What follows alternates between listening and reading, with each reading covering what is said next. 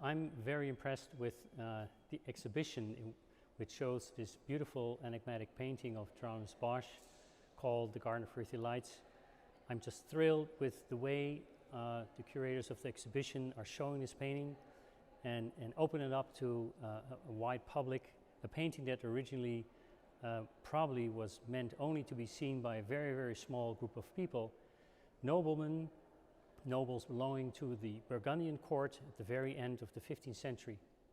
and the beginning of the 16th century, around 1500. At the time, we think that painting was created by a master who came from Bosch, currently in the Netherlands. And this painter got the commission to paint a huge triptych consisting of representations of hundreds and hundreds of figures that no one has ever seen before, and that actually no one has even repeated. Painters have been inspired, filmmakers have been inspired by this painting, but no one has actually even dared to really copy this painting, to imitate it. It is unique in its own kind. And one of the striking things that we see when we visit the Prado Museum in general, but certainly also in this exhibition, quite different from the way that I'm standing now by myself in front of this painting, is that most of the time you find many, many people at the same time looking at the painting, being fascinated by it, discussing, being in conversation with each other, what it could mean, what this phantasmal world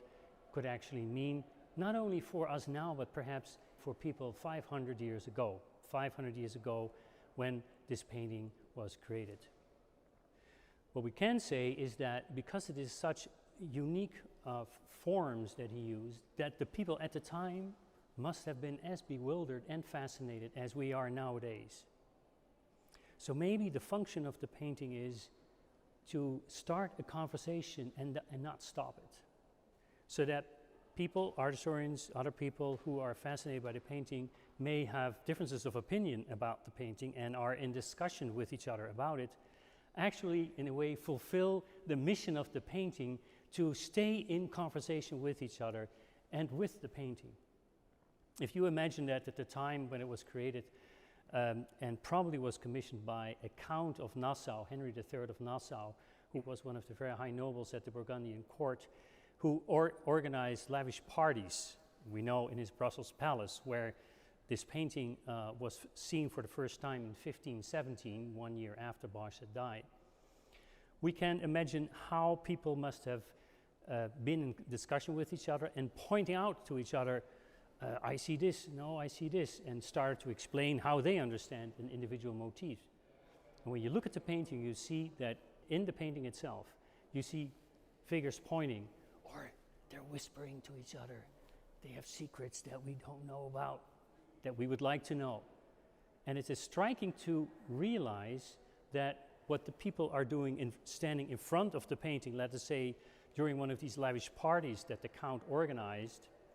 that these discussions and pointing to the figures is exactly the same as what we see the figures doing inside the painting.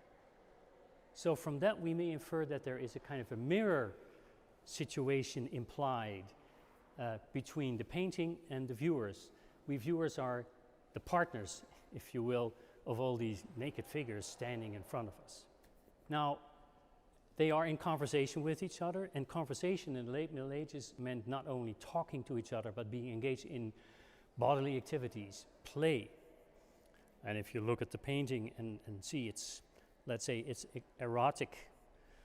nature of the activities of many of the naked figures inside the painting, then one can say that the conversation of these courtly naked figures has both a verbal but also a bodily component. So to call this painting a conversation piece, a term that only came into being in the 18th century, is actually a very apt word to describe what, not only what we are doing in front of the painting, but what the figures are doing inside the painting. And if we realize this mirror relationship between the people in conversation inside and outside the painting, would that mean that the painting tells us, courtly viewers, about our own, say, erotic adventures? And that we should see these erotic adventures in the context of the history of the world, that starts with the creation by God in the beginning of time, and that will end at the end of time for many people, possibly in hell.